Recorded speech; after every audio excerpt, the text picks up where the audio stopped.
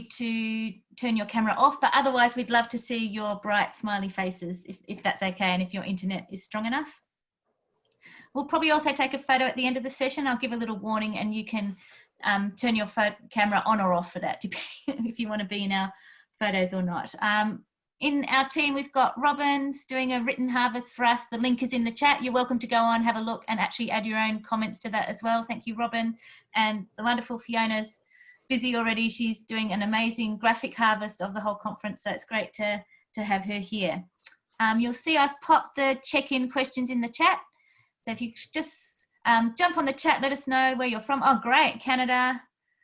Also some Aussies, some Kiwis, really good to see. Let us know where you're from and what brought you here today. And you're welcome to add questions to the chat at any time, or just comments, thoughts, reflections that are coming up for you. You'll see I've also put a link in the chat to a one-page Te Reo glossary. Some of our overseas guests are interested in some of the words that the speakers use that come up all the time, just quite naturally in New Zealand more and more, which is awesome. We've done that for you guys if you wanted to have a look at that. So without further ado, I'm going to introduce Jason, who very kindly has agreed to talk to us today. I'm really excited to have Jason as a speaker, because it's just like an amazing intersection of lots of things that I'm really passionate about. His passion is developing local regenerative food systems that don't harm the environment, but he's also very passionate about making it sustainable. So there's a social enterprise piece, which I'm really interested in. He's working with the refugee and migrant community background women, which I think is also fantastic. And he's connected very locally to businesses. So he's, you know, I'll let him go more into that. So I just think he brings such a wealth of experience and such a great, interesting initial project that he's embarked on, and it's leading to more and more things. So Jason, welcome, and thank you for joining us today. Yeah, feel free to jump on, Joanne, share your screen. and kia ora, everyone. I guess just to give you a bit of context, I'm not going to share a presentation because I can't share that, but basically what we're doing is we've, over the last couple of years, developed Grow Space, which is, well, we're in the process of developing a charitable trust around that, which is about creating welcoming, inclusive and regenerative neighbourhoods. And there's probably, well, there is quite a lot to unpack there in that language. But we can, I think, look to that a little bit later in the session. But just as a general kind of overview, really looking at practices and activities which contribute to repairing or nurturing the neighbourhood ecosystem. So at the moment, we've got our initial project, which is Morningside Urban Market Garden, and that's a project which works with refugee and migrant background women in particular to grow their existing knowledge and skills around growing food, and build on that and give them some New Zealand context around not only growing, but also the business element and context for New Zealand. So the way we do that is we operate a 2-year program, which in the first year the participants go through a kind of induction period over a 12-week period, looking at those key skills that they need to really understand in order to operate the teaching and producing garden that we have at Eden Park. And in that, we also sell the produce to local restaurants and cafes. So we have a steering group for Mumji, Morningside Urban Market Garden, which consists of a range of different neighbourhood groups. Some of those working in that refugee and migrant space, and some of those bring experience and expertise from other areas. At the conclusion of that kind of induction period of the first year program, we then go into a 32-week kind of internship that works alongside the woman to develop the skills that they've kind of learned in that induction period, alongside growing this produce for local cafes. Jason, I'm sorry to interrupt, but we've just made you a co-host, so if there was an issue with the screen share, you should be able to do it now. Sorry for that. Cool, all good.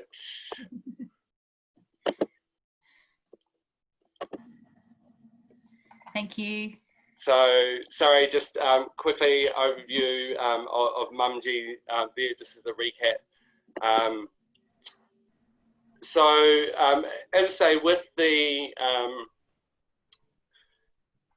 that summer internship, we work alongside the participants to hone their skills and really develop what is a really sustainable relationship, I guess, with those local restaurants and cafes. So we initially are producing microgreens and edible flowers, which are our kind of baseline crop, if you like, which are kind of high value and quick turnover. And then we look to develop a range of other high value quick turnover crops, like the kind of salad greens and the baby beets and radishes, that sort of thing. Following on from that internship, it essentially takes them through the participants through a whole program or whole season of learning, and in that second year of the program, we look to develop the skills and the expertise of the women to grow their own micro enterprises, which support them and their families, developing. Supporting them to feel valued within the community, but also to support that economic resilience as well. So there's I guess some key things to note with Mumji. There's kind of a lot going on. While the learning element of the program is a key part of that, you'll also notice that there's these threads of earning and also building social and economic kind of systems around and throughout the neighbourhood.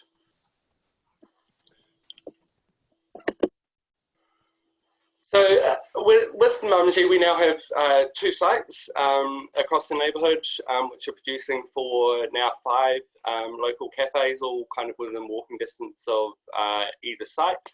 So we started in 2018 looking, we had really an opportunity. It was a bit of a kind of collision of ideas and conversations that were happening around that time, with the opportunity to develop a former bowling green, which you'll see down in the bottom screen there, into a big backyard. We had a conversation or an initiative called The Exchange, which was happening, where migrant and refugee women were saying that they wanted to learn how to adapt their skills to growing food in their new homes here in Auckland. And here in Morningside, and I guess the key to all of this is context and place, or people in place. In that in Morningside, we already have quite a well-established, connected community for a number of reasons. And kind of the centre of that is really Crave Cafe, which is a social enterprise which works to create more inclusive and connected neighbourhoods. So all of the profits that are generated from that space, not only is it a hive of activity in the community, but it also helps strengthen those connections. And then obviously Gribblehurst Community Hub, which is where our initial garden project started, and that is really a creative makerspace that enables lots of different opportunities for collaboration across lots of various kind of fields.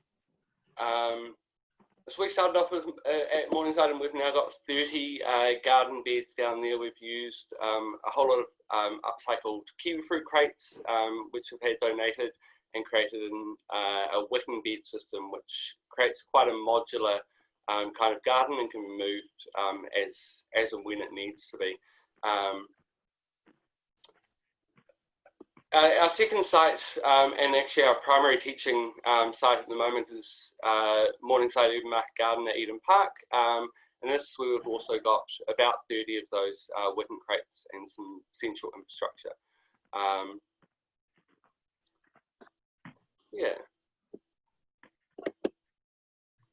So yeah, just I guess a bit of an overview of kind of grow space as a kind of vehicle for some of these activities, and then and Morningside Eden Market Garden more specifically. So I hope that gives you a bit of a sense of what we've been up to, and I'd really like to or be keen to talk about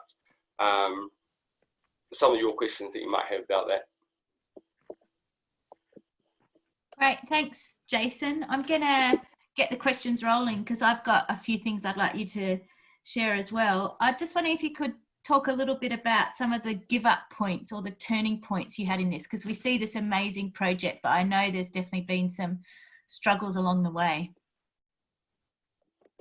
Yeah, or as many of you know, there's always lots of challenges in these projects, and I guess the key things, well, the key turning points for us were really quite early on. You know, we had this idea and we had this energy and these people who wanted to come together and make something happen, but we had no funding to enable that. And so we had been applying for a number of funds and were unsuccessful in all of them. And you know, it was kind of at that point that we had to make a decision about whether or not this was a thing. And we were fortunate that with the group of organisations which were involved, we managed to get a little bit of money together and just start. And from there, it's kind of just grown and evolved, and yeah, really been able to flourish. And perhaps the story of how you ended up at Eden Park. Yeah, so I guess the other crucial or defining moment, I guess, we'd never imagined that we would have a multi-site model. So our original vision was to use these 100 kiwi fruit crates that we had access to create a single site at Gribblehurst. And unfortunately, we ran into a few problems with what was able to happen on that site. And as a result, we were limited to what we could actually achieve there. So hence the reason that we only have the scale that we do with those 30 crates at Gribblehurst. And we, I guess, just reevaluated the other available kind of public spaces that we could use, the same model that we've been applying at Gribblehurst.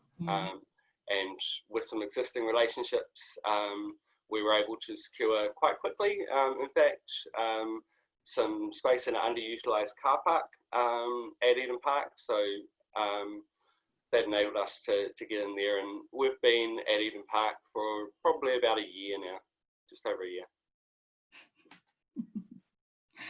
Thanks, Jason. You're being very polite. There were council issues at Gribblehurst Heart. They limited the weight that could go onto the site, so Jason couldn't take any more soil on, so we couldn't have any more gardens. All very frustrating. I don't know if they'd let us use Eden Park, the whole Eden Park itself. We love our rugby down here, Chris, so I think that would put us on dangerous grounds. But it's interesting how having that problem actually led you into Eden Park, and that's now been such a huge success, and a connection between, I guess, a corporate, is it a corporate? Not really a corporate, but something that wasn't that connected into the neighbourhood. And I, as a local myself, I can see how having Mumji there is really helping Eden Park as well connect a bit more into the neighbourhood. I've got a couple of questions in the chat. Tessa, would you like to ask your question? Kia ora. I'm in Katikati, Bay of Plenty, and I just want to ask who the co-collaborators, who are the different groups that you work alongside to support the project, and what's the pathways for people to join? Where do your participants come from? How do they find you? Yeah, great. That's a great question, Tessa. So the steering group, which is leading Mumji, is made up of the New Zealand Red Cross, Belong Aotearoa, the Positive Woman, Catalyse, Kind and Crave, so the two social enterprise cafes, which were our initial clients, and myself as Kai Collective.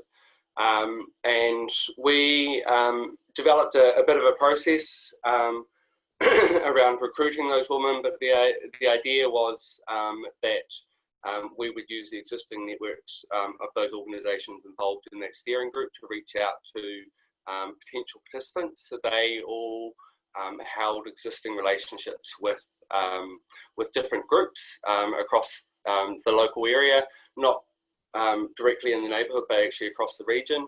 And we did a bit of a call out, and as a result of that, our first cohort, we had about 18 or 20 interested women come along. We held a little bit of an open day, and from there, yeah, refined it down to 6 participants, which we took through that initial cohort. Thanks. And how long do they generally stay with you? So it's a 2-year program. So ideally, obviously from some of the learning, we have refined the process a little bit, but the idea being that in that first year they spend a reasonable amount of classroom time, so sort of 3 months over the winter period, and then they do a summer season, a spring summer season in the garden where they're able to kind of refine their skills.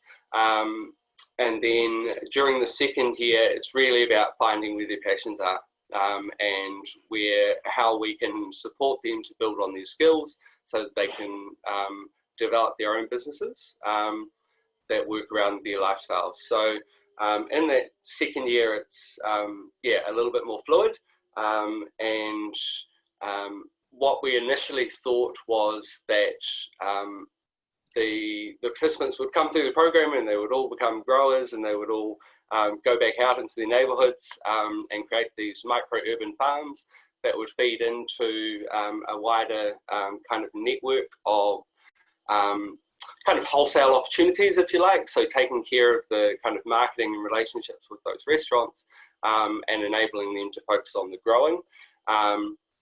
But as it transpires, that's not the case. And what we're doing at the moment, so obviously a number of the women in this initial cohort already have growing skills, and they're developing their farms that they have in their own homes. But there are a couple of women in that first cohort who actually would prefer to use their skills in other ways, whether it's value-added products or some sort of seedling, or applying the skills that they've learned in different ways, or other ways than we thought initially anyway. Thank you. Liam, you had a question?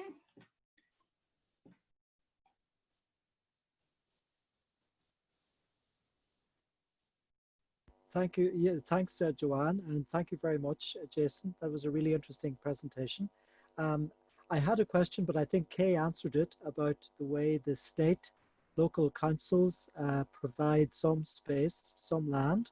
If they can't provide funding, that they at least release some of the public land. And now I'm just really inspired, and it's more of a comment to Jason. In Ireland, we have migrant women and men in a system called direct provision.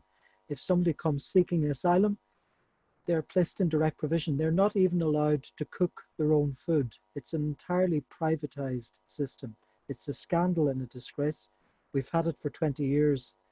And I think your idea of supporting the women in the market garden is very inspiring. And it's a model that we could use in Ireland. So yeah, so just to make that comment. Okay, thanks. Cool, thanks, Liam. Thanks, Liam. I know part of, Jason, your kaupapa or your philosophy has to really been to set this up as a pilot or a testable project to make sure it kind of works. So it may be something that could be potentially shared to be used in other areas. Yeah, one of the key things, or the key kind of kaupapa which sits underneath the Mumji program is really creating a model which can be applied in many different contexts to many different communities. Yeah, creating some sort of framework that people can then use to apply within their own neighbourhoods. So a kind of copyleft model, I think, which will support a network of these farms because we're going to need just that. Yeah, so maybe make sure you keep the website on your radar, Liam, and like his Facebook page, because one day you might be able to access that and take it right over to Ireland, start using it. Nathan, you had a question around working with the local cafes? Yeah, hi there, Jason. I was just wanting to ask, obviously you're doing this great work working with your growers, but I was wanting to know, did you also have to do some of the groundwork initially with the cafes around the seasonality of produce? Now, this might be less of a problem in Auckland, but I know in Palmerston North, we get the same stuff all year round in our cafes. Like, were they already pretty good at that? Or do you have to talk to them about seasonality of what's available, or do you produce things that are kind of year-round produce? A bit of both, Nathan, but good question. So we're really fortunate that our two initial cafes were 100% on board with the kaupapa. So that was a lot easier than it could have been in those initial phases. But as I said, we've just taken on a couple of new cafes recently as well. And it really is, you know, there are some chefs who just get it. You know, as I say, with Crave and Kind, they were already pretty on board. And the kaupapa around Kind is around the essentially mostly plant-based cafe, which is about creating Morningside as a greener, physically greener neighbourhood. So that seasonality was crucial to their brand, if you like. But with some of those others, it definitely takes a little bit. We are subtropical here, so there's definitely a wider variety, and we can grow most of our high-value quick turnover crops year-round. We do have to do some of the edible flowers in the greenhouse through the winter months. But yeah, generally, it's just a journey with each of the individual chefs to kind of work through that.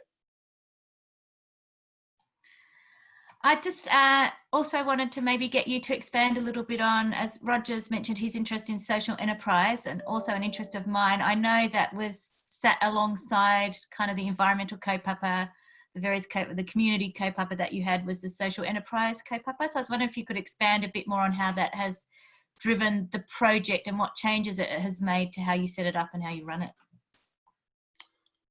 Yeah, so I mean, I guess for me, it was crucial that we set up an enterprise around that to support that going forward, because I guess it's a dangerous position to be in when you're constantly reliant on grant funding and are vulnerable to that. So providing a little bit of resilience in the model through the sale of produce, was kind of something that was there from the very beginning. And I guess for us, it's really just constantly evolving that model and adapting to the things that come up in our context and environment. Yeah. And just one other thing, and then I think I'm going to get us into breakout rooms just to chat so everyone can have a chance to share their stories and their inspirations as well. I know that you've got more things on the horizon, because I caught up with you the other day around extending on, not from the Mumji project, but to working just within the neighbourhood around that goal you have of making it regenerative and tackling climate change locally. So I wonder if you wanted to share a little bit about that as well, please, Jason. Yeah, sure. So Grow Space has Mumji as its initial project, but we have a couple of kind of startup initiatives, if you like. One of those is Growing Together at Eden Park, and that involves a range of collaborators, which are all generally based in the neighbourhood and vary from the Mumji ones.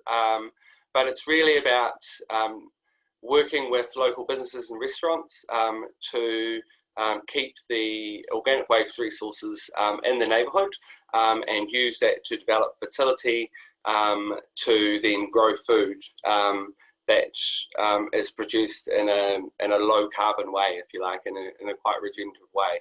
Not only in terms of the carbon miles of food and how far that has to travel from farm to plate, but also in terms of the contribution that makes to carbon sequestration and the biodiversity that supports across the neighbourhood.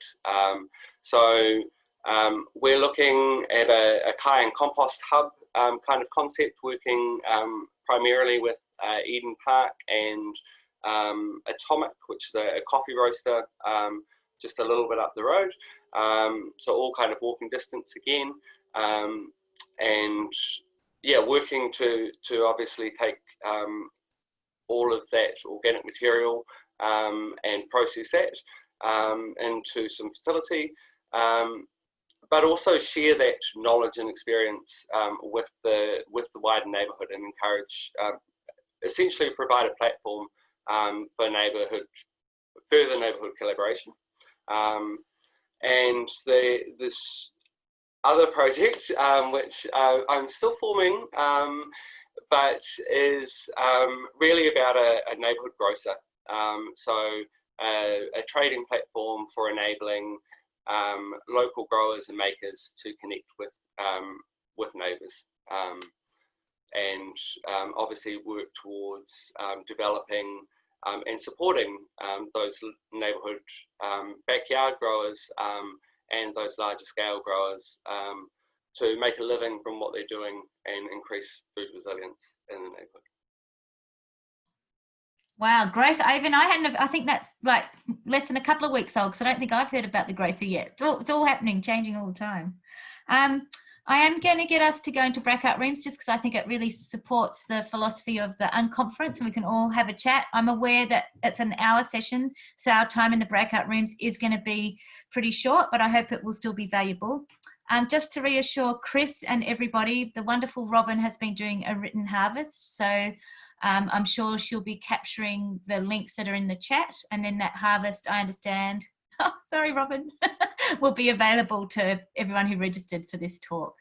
So I think is Michelle ready to do the breakout groups? Or Dee, someone who's done it before? Nathan? I've just come up with a few questions for you to discuss in your group, but of course, let the discussion take you where it will. Yeah, so Michelle, are you able to do that easily? Thank you. And we'll just maybe have 10 minutes for that and then come back for final questions, reflections, comments. Thanks. Sorry if it was a bit short, but we had a good chat in our room. I'm sure you all did as well.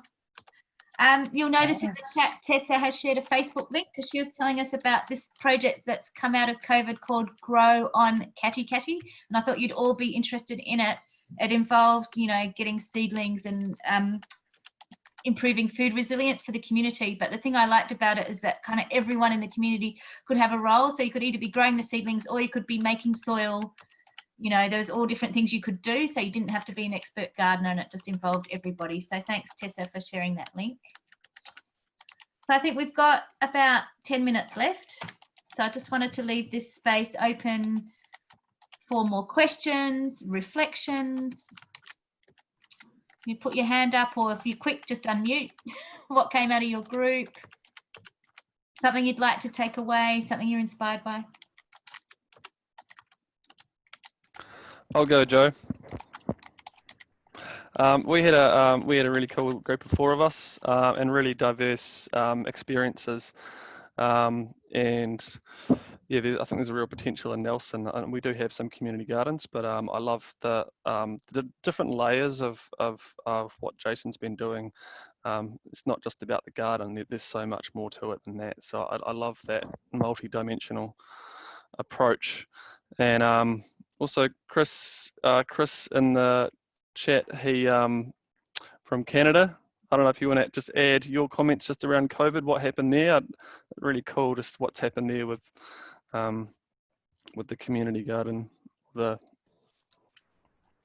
Sure, thank you. So my city in Edmonton, Alberta, basically the city wasn't able to fund a variety of programs that they normally would. So they basically just put a call out to say, any neighborhoods that would like to create a pop-up community garden will provide you with all of the resources, and they just have to sort of organize around it. And there's been a really big uptake on it, which has been really great to see. And I made another comment about how community gardening and getting together in that type of a way seems to be beneficial to people's mental health, I guess in general, but also especially in times where it feels strange to be around people. I guess, again, maybe not in New Zealand so much, but yeah, we're all a bit leery, I think, around the world. Thank you for allowing me to chat again. Thanks, Chris. Yeah, and that was just in the context of COVID, and so like, there's obviously been different opportunities within New Zealand around different funding coming through for COVID responses, and I think it's great to hear what's happened there in Canada with Chris. Thanks, Joe. Anyone else? Don't be shy. Perhaps Jason. Here we go. Yeah, go Nathan. Go. I always find it fascinating with community gardens how much scope there is for, I guess, intersecting it with other areas of interest. So like what you've done here with the social enterprise and the cafes, and obviously I imagine that there's an element of healthy eating around it too. I was just sharing in our group around the number of community gardens that I work with in my role as an advisor. Like we've got one in Wanganui where it's ex-gang members who had a empty patch of land and a house that no one wanted to move into in the street. If you weren't Black Power, you were not wanting to live on that street. So they eventually were given the house and they've turned it into an education centre where they can now get recognised degrees in agriculture that they go into the community garden across the road to study in. So we also have Palmerston North is a refugee resettlement city. So we have a number of different refugee communities, and they are very attracted to the community garden in a social enterprise and food production way. And some of the Afghanistani women have created, they've just opened a restaurant actually. They were doing stalls at markets, but they've now opened an actual fixed spot restaurant where they can sell their food. But it's been through it must be about a 6-year journey, which started in the garden, moved to a local farmer's market, with the Red Cross, and has finally found a position. So I just think it's great the way that so many different things can touch through the garden as a kind of a hub in the wheel with all these little community spokes coming out of it. Yeah. I think the other Chris had something to add. Australian Yeah, Chris. I wanted to ask, because this is the topic here is creating welcoming, inclusive, etc., communities. Jason, you are using people who are from different societies, migrants and refugees. To what extent have they felt like they're using skills that they've brought from home or from another place? You know, it's the key thing about Mumji is about that shared learning. The participants share and teach me as much as I can teach them about gardening as much as about life. So I think it's really about that exchange and just creating a platform for that exchange to happen naturally.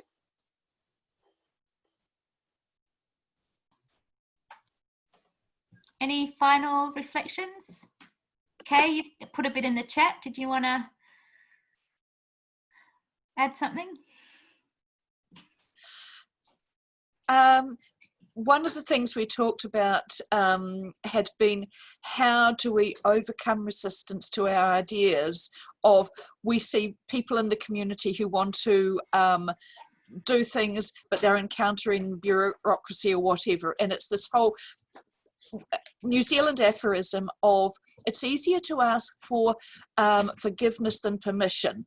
And so that when you actually encourage, or in whatever way, small initiatives to happen in communities and get some media focus on it, so that you can have a street party of people sharing their foods or exchanging sort of plants or whatever the thing is, and it starts snowballing because people start saying, hey, this is a good thing. So it doesn't matter in a way what little thing is happening, where it's a way of bringing people together, like this unconference, then it is something that can help spread those ideas. Now, I shared in the chat about that I learnt gardening from my grandparents, but that this is not something that all generations in our urbanised society have.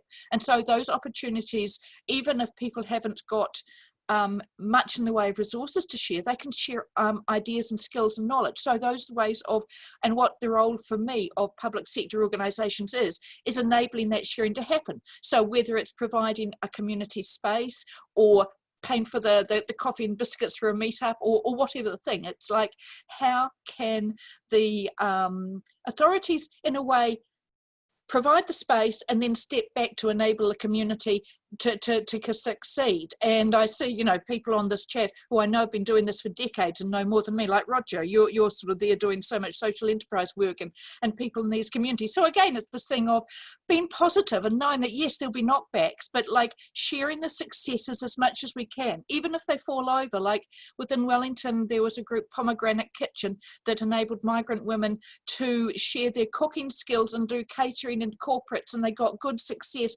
but it encountered barriers. And then they were starting to think, but is that helping the people? But as a model for a while, it really worked. So it's that learning and learning and learning and doing type of model. And I'll stop talking because I can keep on going for hours, because I just get enthused by so many positive things I see around me. And what I do mainly is I try and take stories and ideas from one space and bring it to another. So I actually hang out more in the technology space than anywhere else. But there, I'm always talking about disability and accessibility issues. So, you know, it's like, learn one thing, have a good story, take it somewhere, and just keep on repeating it. Yeah, so I'll stop. I just knew you had something to add.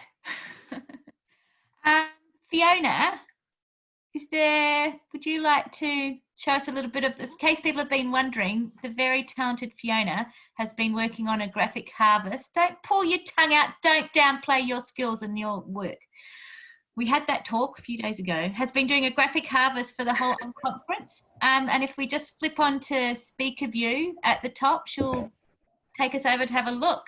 I will take you over to have a look, and yes, okay, I'm doing okay. Fiona, sorry to spring that on you. There, thanks, Joe. It's okay, it's good. Lucky I can go with the flow. So this is the whole conference board at the moment. I'll try and get that going. So we started yesterday, we've gone around here, and I'm just going to take you over to here, which is what I've been drawing over here about creating welcoming, inclusive, regenerative neighbourhoods and grow space and Mumji and these beautiful gardens and places to connect and share and knowledge sharing and skill building and education. And I love the unexpected outcomes that came from that. The tool shed's not just about tools for your garden, it's about tools for life as well. So that's coming in there as well. And of course, underneath the heading here, I've got this beautiful, yes. What is the most important thing in the world? Yes, that whakatoki, so good. And leading by stepping back. So there's a few more things to add to this session, but that's where we're at. Awesome. Thank you for sharing that, Fiona. I can't wait to see the finished piece. So I'm just very aware of the time. And perhaps if people would like to put in the chat one thing they're taking away from this session, maybe to share with others, maybe to inspire the work you're doing, maybe to inspire the work others are doing or inform it. So maybe just pop that checkout in the chat. I'm sure that we'll be able to share the harvest with the participants. That's my understanding, because we've got all your emails captured. And that will include the written harvest by Robin, and also maybe the graphic harvest, the slides from Jason as well. If that's okay, Jason, I might get you to email me those slides. So a huge thanks to everyone for giving up their time today. A special thank you to Jason for firstly coming to share his work, and secondly for doing such amazing work for such a long time. I think Morningside is very, very lucky to have you, and I just wish that all our neighbours would keep evolving along the pathway that you've described for us today. Blair, would you like to close this session for us? Sure thing, Joanne. Thank you. Yeah, just to echo your thanks to Jason. Ka pai tō mahi, brother. Thanks everyone else for joining us. It's been an awesome little hui. I'll just close us up with a karakia. Kia hora, te marino, kia whakapapa paunamu te moana, hei huarahi ma tātou i te rangi nei, aroha atu, aroha mai, tātou ia tātou katoa, hui e, tai ki e. That means, I've just put it there in the chats, may peace be widespread, may the sea be like greenstone, a pathway for us all this day. Let us show respect for each other, for one another, bind us all together. Kia ora. Kia ora everyone, and hope to see you at some more sessions.